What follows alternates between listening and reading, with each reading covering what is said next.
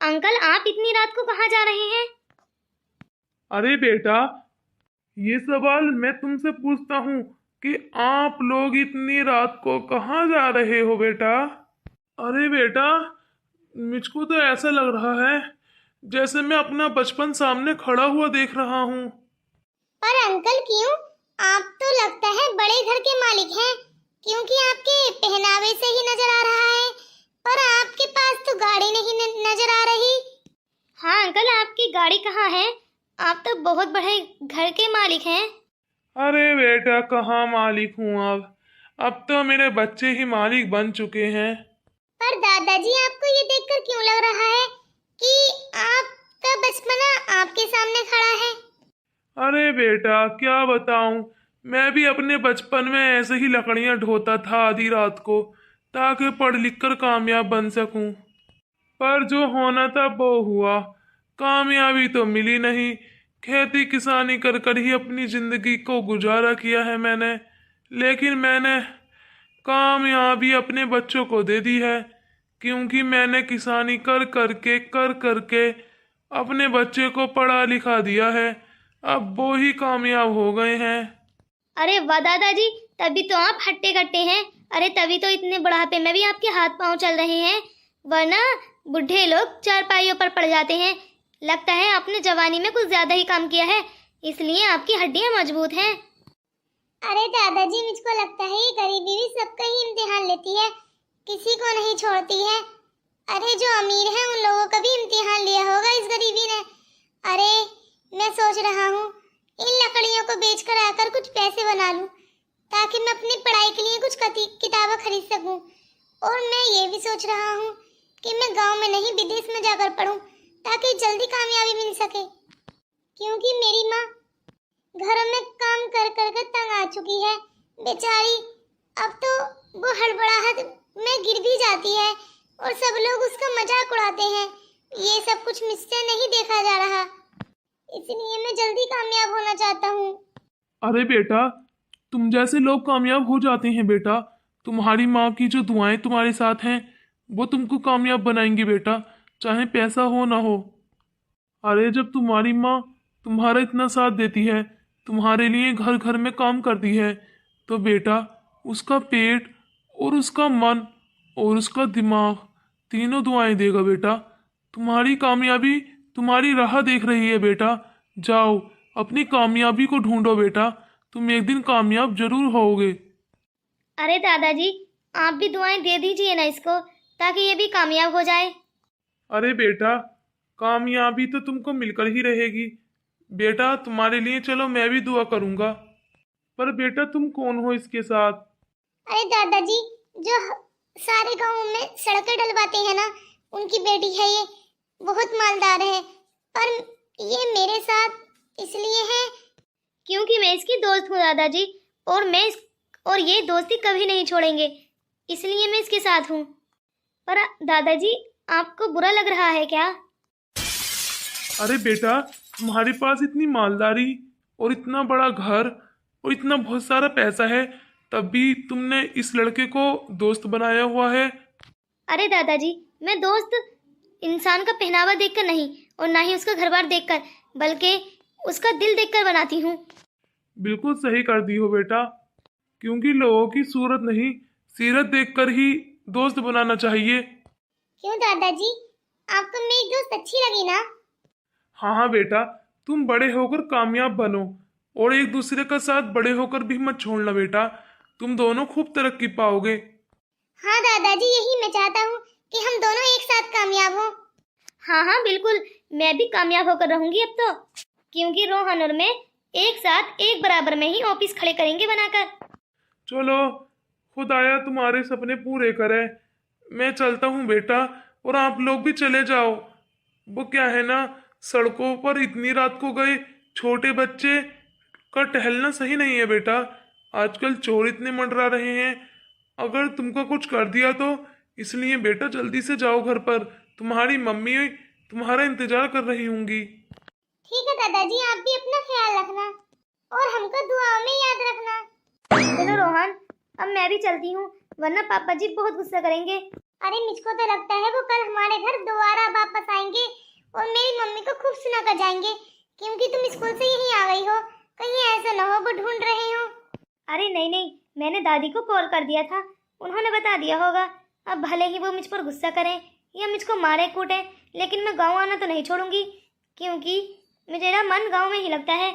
अच्छा अच्छा चलो, अब काफी टाइम हो गया है, अब तो चली जाओ। बचपन में तो सही है नीलम, पर मालूम नहीं बड़े होकर कैसी निकलेगी, क्योंकि हर इंसान बड़े होकर बहुत चेंज हो जाता है। हर आदमी या औरत अपने बारे में सोचते हैं, पता नहीं ये बचपन में जितना मेरे बारे में सोचती है उतना बड़े होकर सोचेगी या नहीं। चलो वो तो टाइम ही बताएगा। अरे बेटा तू लकड़ियां ले आया? सच सच बताना माँ, नीलम के पापा यहाँ आए थे ना, क्योंकि मैंने उनको कार से जाते हुए देखा है। लगता है फिर से आपको खूब सुना कर गए हैं। अरे बेटा मैं क्या बोलूं, वो तो जब भी आते हैं सुना कर ही जाते हैं। अरे नीलम उनकी बेटी है बेटा, इसलिए उनको उसके लिए फिक्र होती है, जैसे मैं तुम्हारी फिक्र करती हूँ वैसे ही होती है बेटा। पर माँ हम नीलम को कौन सा बोलते हैं कि वो हमारे घर आया करे। अरे मैं तो खुद चाहता हूँ कि वो अपने घर में ही रहे, क्योंकि मैं नहीं चाहता कि मेरी मम्मी को इतनी सुननी पड़े। अरे बेटा अब हम उस बच्ची का दिल भी तो नहीं तोड़ सकते ना। पर बेटा अब की बार तो वो धमकी देकर गए हैं, कह रहे थे कि इस बार मेरी बच्ची यहाँ पर मिली तो मैं पुलिस को बुला लूंगा और कहूँगा इन लोगों ने मेरी बच्ची को किडनैप कर रखा था। अगर माँ मुझको पुलिस ने किडनैप कर लिया तो मुझको कौन छुड़ाएगा माँ? हमारे पास तो इतने पैसे भी नहीं है कि तुम मेरी बेल करा सको माँ। मैं तो अब मिलूंगा नहीं, मुझको माफ कर दो माँ, मुझको पहले से ही तुम्हारी बात माननी चाहिए थी। पर बेटा दोस्ती में तो ऐसे ही होता है, जेल भी काटनी पड़ती है और बेल भी करवानी पड़ती है। अरे बेटा नीलम इतनी अच्छी बच्ची है, तुम उसको उसके पापा के डर के लिए छोड़ दोगे क्या? मम्मी देखो मुझको अभी कुछ नहीं सोचना, मुझको अभी बड़े होकर कामयाब बनना है, फिर देखूंगा मैं। अरे मम्मी मैं कामयाब इंसान बन गया ना तो मैं खूब बड़ा महल बनाऊंगा, उसका मालिक आपको बनाऊंगा। अरे माँ उन बड़े लोगों का क्या है, वो तो पैसे देकर भी अपनी नौकरी लगा सकते हैं, पर माँ मुझको तो मेहनत करनी पड़ेगी ना, इसलिए मैं सिर्फ अपने बारे में सोचूंगा। अब मैं मेहनत करूंगा। ठीक है बेटा आज से तू मेहनत कर, और तेरी दादी जी है ना वो तुझ पर गुस्सा करें, तुझको किसी काम के लिए बोले तो मुझसे बोलना, मैं कर दूंगी आप तुम्हारे बदले का सारा काम। तुम तो बस पढ़ाई पर फोकस करो अब। हाँ माँ चलो अब मैं मुंह हाथ धोकर खाना खा लेता हूँ, उसके बाद मैं पढ़ाई करना शुरू कर दूंगा। वैसे बेटा आज की लकड़ियाँ बाजार में कितने की बिकी हैं? अरे माँ आज की लकड़ियों का भाव बहुत ऊंचा था, इसलिए आज की लकड़ियाँ 1500 रुपए की बिक चुकी हैं माँ। और अब मैं कल रात को भी लकड़ियाँ लेने के लिए जाऊंगा, क्योंकि रात में जानवर सोते हुए होते हैं माँ, इसलिए 1500 की कल को लकड़ियाँ लाकर बेच दूंगा, फिर बाकी की किताबें मैं 1500 रुपए में ले लूंगा। 3000 में टोटल कोर्स लिख जाएगा माँ मेरा। ठीक है बेटा तू बस अपनी प्लानिंग करता रहे और बाकी के पैसे का इंतजाम मैं कर लूंगी। ठीक है माँ। अरे मुझको तो ऐसा लग रहा है जैसे नीलम की कुटाई हो रही होगी, क्योंकि उसके पापा इतने गुस्से में उसको जो लेकर गए हैं, लगता है रास्ते में ही पकड़ लिया होगा जब वो मेरे पास से जा रही थी। वो तो शुक्र है उसके पापा ने मुझको नहीं देखा, वरना तो मेरी सामत आ जाती। पर मुझको लगता है मुझको मिलना जुलना कम करना पड़ेगा, क्योंकि उसको भी तो कामयाब होना है ना। ऐसे वो हर रोज मेरे गाँव आ जाएगा करेगी तो अपनी पढ़ाई पर कब ध्यान देगी। और वैसे भी हम दोनों को एक साथ कामयाब होना है ना, तो एक साथ पढ़ाई भी करनी पड़ेगी। मैं कल को नीलम को बुलाकर कहूंगा।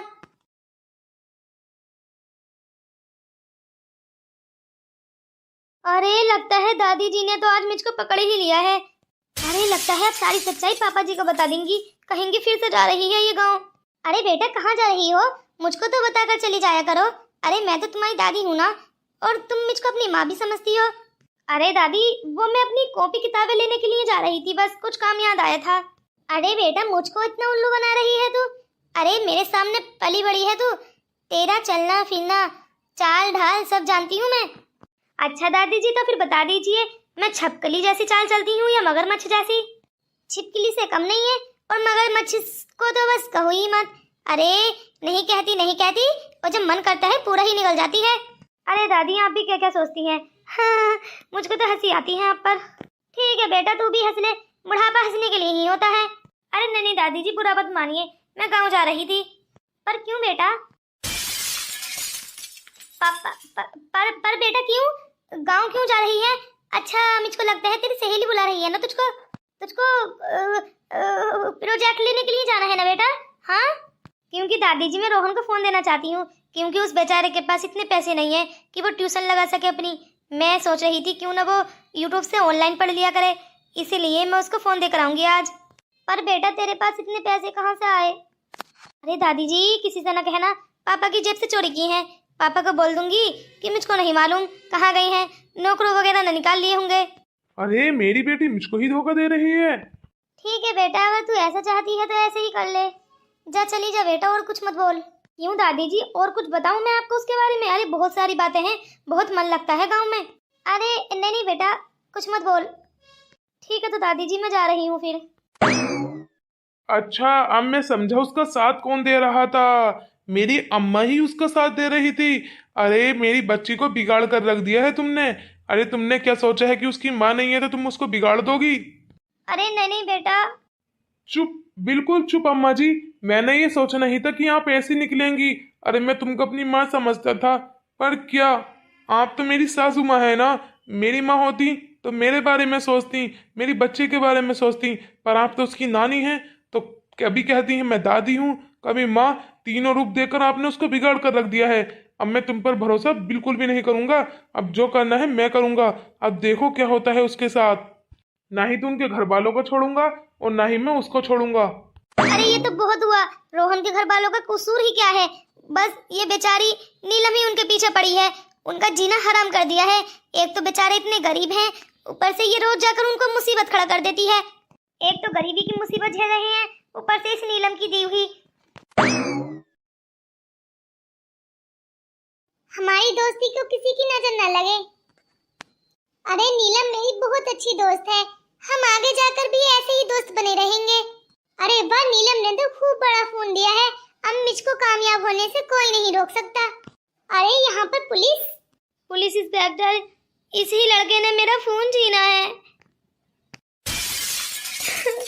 पुलिस इंस्पेक्टर, इसी लड़के ने मेरा फोन छीना है। अभी मैं 2 मिनट पहले फोन कॉल पर बात कर रही थी तो इसने मेरा फोन छीन लिया है। पर नीलम, तुम मुझको धोखा दे रही हो, तुम झूठ बोल रही हो। नीलम, तुम मजाक कर रही हो तो बता दो ना, मेरा मन बैठा जा रहा है। प्लीज इंस्पेक्टर देख लीजिए, इसको मेरा नाम भी मालूम है। पता नहीं कितना बड़ा चोर है ये अंकल जी, इसको पकड़ लीजिए। पुलिस इंस्पेक्टर जी, इसको पकड़ लीजिए और इसको बेल देने की जरूरत नहीं है, सड़ता रहे ये जेल में। अरे इसने मेरी बच्ची का फोन छीना है। पर अंकल जी, ये फोन तो नीलम ने ही मुझको दिया है, वो मेरी दोस्त है। नीलम रुको, नीलम प्लीज ये मत करो। अरे मेरे सारे सपने टूट जाएंगे नीलम। हाँ, मुझको माफ कर दो रोहन, मैंने ये सब कुछ पापा के कहने पर किया है, वरना वो तुम्हारे मम्मी पापा को जान से मार देते। अरे नीलम, ये क्या कर रही हो? रुको नीलम। पुलिस इंस्पेक्टर, इसको ले जाइए यहाँ से, इसकी दोबारा शक्ल ना देखूं मैं। प्लानिंग पूरी हुई ना? आपने मुझसे उसको फोन दिलवाकर उसको पकड़वा दिया। ये सही नहीं किया पापा, आपने उस मुझको धोखा दिया है। रोहन क्या सोचेगा पापा? मैंने बोला बिल्कुल चुप। अरे मैंने तुझको पढ़ाई के लिए इतने बहुत सारे पैसे दिए हैं और तू उसको फोन लेकर दे रही है। अरे मैं तेरी जिंदगी को अच्छा करना चाहता हूँ और तू उसकी जिंदगी संभाल रही है। अरे अपने बारे में कब सोचेगी? अरे पूरा पूरा दिन गायब कर देती है, पूरा पूरा दिन नहीं पढ़ रही तू। अरे मैं भी तेरा बाप हूँ, तेरे लिए अच्छा ही सोच रहा हूँ, इसलिए समझा रहा हूँ। आज के बाद गांव में मत दिख जाना, वरना मैं उसके घर वालों को मरवा डालूंगा। पर नहीं नहीं पापा, हाँ, उनकी क्या गलती है, मेरा मन ही गांव में लगता है। अच्छा तो ठीक है, तो मैं तेरा घर ना गांव में ही बनवा देता हूँ, रहती रहना वहां पर अकेली। पर पापा ये तो आपने सही नहीं किया ना, एक तो वो लोग इतने गरीब हैं, ऊपर से आपने उनके बच्चे को पुलिस स्टेशन भेज दिया, यानी जेल। अब उसको कौन छुड़ाएगा, क्योंकि इसकी मम्मी के पास इतने पैसे नहीं हैं। पापा आप क्या जानो, उस बेचारे के इतने बड़े बड़े सपने थे, अब कौन पूरे करेगा उनको? हाँ दादी जी, आपने भी मुझको धोखा दिया है। मैंने आपको अपना समझकर सब कुछ बताया था, पर आपने तो मुझको मेरी ही प्लानिंग में फंस दिया। चुप, बिल्कुल चुप, वरना विदेश भेज दूंगा। अरे हम सोचते थे हम कामयाब होंगे, ऑफिस खोलेंगे, सारे सपने तोड़ दिए। अब उसको जेल से कौन निकालेगा?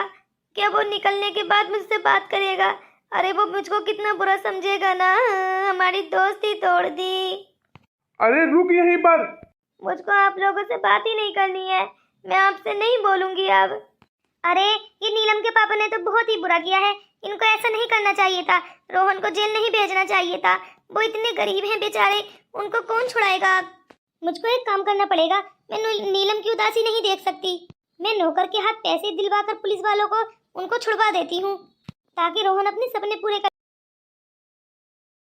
सके। अरे उसने इतने बहुत सारे सपने देखे हैं, उसके सपने टूटेंगे तो अच्छा नहीं लगेगा। और क्या वो हमारे पैसे लेगा? मुझको नहीं लगता कि वो मेरे पैसे रखेगा। अरे आंटी जी, आपने मुझको बुलाया? हाँ बेटा, मैंने तुमको बुलाया। तुम रोहन के ही क्लास में पढ़ते हो ना? हाँ आंटी, मैं रोहन के ही क्लास में पढ़ता हूँ। और उस बेचारे के इतने ऊंचे ऊंचे सपने थे, उसको जेल किसने भिजवाया आंटी जी? अरे बेटा जेल की छोड़ो, मैं आपको पैसे दूंगी, आप उसको बेल करा देना ताकि वो छूट सके, उसके सारे सपने पूरे हो सकें। पर नीलम का क्या? वो तो नीलम के बारे में बहुत बुरा सोचेगा ना।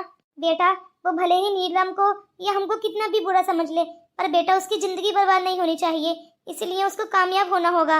अरे भले ही वो हमारे लिए अपने मन में नफरत रखे, पर उसको कामयाबी मिलनी चाहिए बेटा। मैं उसको सच सच बता दूंगा आंटी जी कि ये सब कुछ आप कर रही हैं। नहीं बेटा, तुम उसको कुछ ना बताना, कह देना कि तुम्हारी लॉटरी लगी है। पर आंटी जी वो तो बोलेगा कि मैंने लॉटरी तो भरी ही नहीं थी। अरे कह देना कि तुम्हारे नाम पर आई है, पता नहीं किसकी थी, तुम्हारे ही नसीब में लिखी थी, बस इतना बोल देना। ठीक कह रही हो आंटी, मुसीबत में तो पैसा कहीं से भी आए इंसान रख ही लेता है।